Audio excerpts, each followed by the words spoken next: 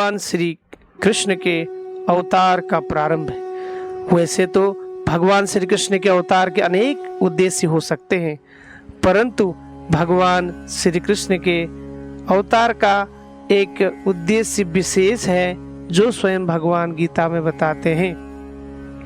परित्राणाय साधूनां विनाशाय च दुष्कृतां धर्म संस्थापनार्थाय संभवामि युगे युगे।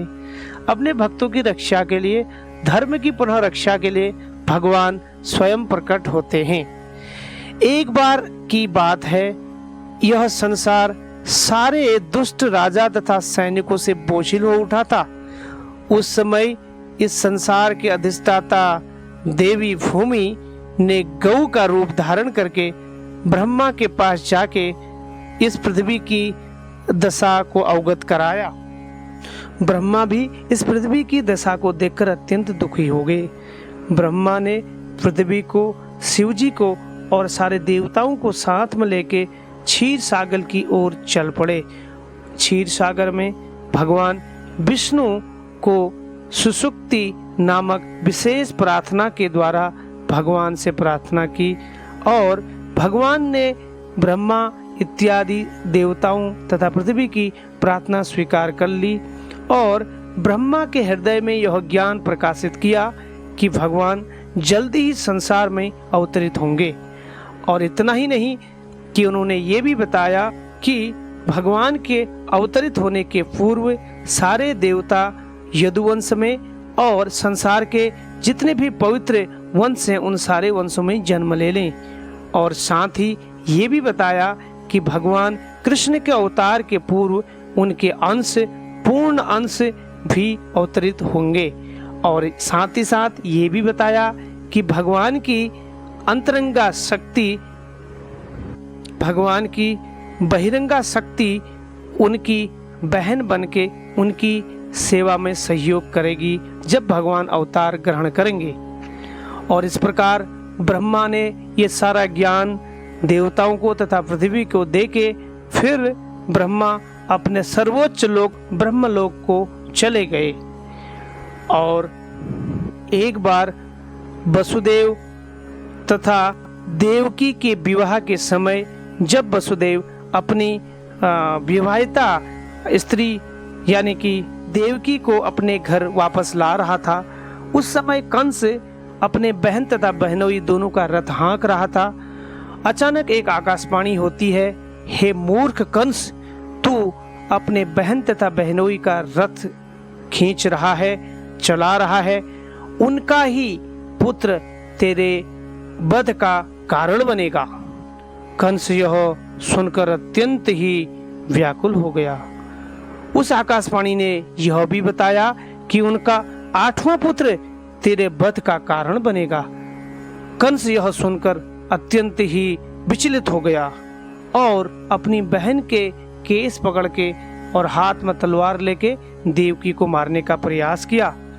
उस समय तुरंत ही वसुदेव ने कंस को ऐसा करने से मना करने के लिए शास्त्रों के अनेक प्रमाण तथा तर्क के अनुसार कैसे न कैसे कंस को मनाने का प्रयास किया। संबोधित किया, हे मेरे प्रिय साले कंस, तुम अपनी मृत्यु से इतने भयभीत क्यों हो? तुम इस शुभ अवसर पर अपनी बहन को क्यों मारना चाहते हो? तुम मृत्यु से क्यों डरते हो?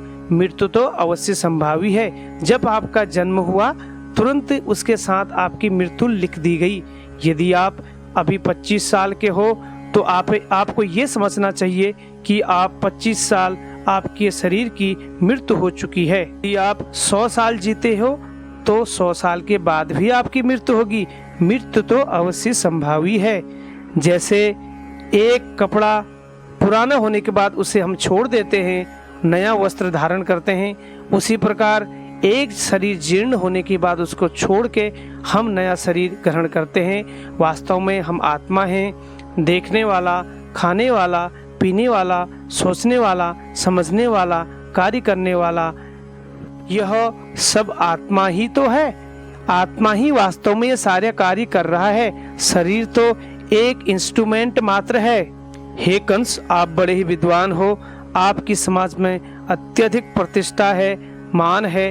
आप भोजवंश के एक प्रशासनिक एवं सर्वश्रेष्ठ राजा के नाम से आप अत्यंत ही विख्यात हो। हे कंस, इतना नगण्य कार्य क्यों कर रहे हो? इस शुभ अवसर पर कृपया अपनी बहन को मत मारो। यदि आप अपनी बहन को मारोगे तो आप अपनी ख्याति को समाप्त कर डालोगे। आप अत्यंत ही प्रतिष्ठित व्यक्ति हैं और आप ऐसा निम्न कार्य क्यों कर रहे हैं? वसुदेव जी ने कंस को आत्म साक्षात्कार के अनेक उदाहरण बताए। अंततः कंस ने यह स्वीकार कर लिया कि वह इस समय देवकी का वध नहीं करेगा। कंस ने तब तक स्वीकार नहीं किया जब तक कि वसुदेव जी ने उसे यह आश्वासन नहीं दिलाया कि आपको तो मारने वाला 8वां पुत्र है, परंतु मैं तुम्हें जैसा ही मेरा पुत्र कोई भी पैदा होगा तो तुम्हारे हाथों सौंप दूंगा। वसुदेव जी के इस वचन को सुनकर कंस के हृदय में अंतर आने लगा। वह समझा कि वसुदेव जी वास्तव में एक साधु पुरुष हैं और सच्चे पुरुष हैं।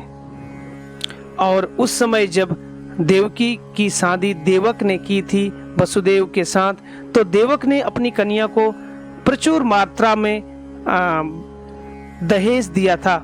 उस दहेज इस प्रकार था: 400 हाथी जो स्वर्णों से रंजित थे, 1500 सुसज्जित घोड़े जो अत्यंत ही मूल्यवान आभूषणों से सुसज्जित किए गए थे, और 1800 रथ जो हीरे, मोती तथा अन्य बहुमूल्य आभूषणों से सुसज्जित किए गए थे। और अपनी बेटी के साथ 200 कन्याओं को भी भेजा था जो उनकी दासी बनके उनकी सेवा में ससुराल तक उनको छोड़ के आएंगी। इस प्रकार इस शुभ मुहूर्त को जैसे तैसे देवकी और वसुदेव के विवाह के शुभ अवसर पर वसुदेव जी ने कंस जैसे निर्लज्ज व्यक्ति को संभाल लिया। विवाह के उपरांत देवकी के गर्भ से प्रत्येक वर्ष एक एक पुत्र उत्पन्न हुआ। जब पहला पुत्र उत्पन्न हुआ तो वसुदेव जी उस पुत्र को लेकर कंस के हाथों सौंपने आए, तो कंस ने उनकी सत्यता को देखते हुए उन्हें क्षमा किया और बोला, मेरा वध तो 8वां पुत्र करेगा, आप इसे वापस लेके जाओ, इसने मुझे क्या बिगाड़ा है। परंतु उस समय वसुदेव जी तो उस पुत्र को लेके गए, परंतु उन्हें यह ज्ञात था कि असुर का कोई भरोसा नहीं है, वह कुछ भी कर सकता है। उसके ऊपर वसुदेव जी को कुछ भी भरोसा नहीं था, क्योंकि कंस विचलित बुद्धि वाला निम्न वर्ग का व्यक्ति है, उसकी बुद्धि कभी भी पलट सकती है। वह कोई आत्म साक्षात्कारी पुरुष नहीं है। वैसे भी देखा गया इतिहास में, अपने मान सम्मान के लिए, अपनी प्रतिष्ठा के लिए, अपने पद के लिए, अपने स्वार्थ के लिए कंस जैसे अनेक राजाओं ने अपने सगे संबंधियों का वध किया है। कंस ने उस समय इस पुत्र को वसुदेव को वापस दिया।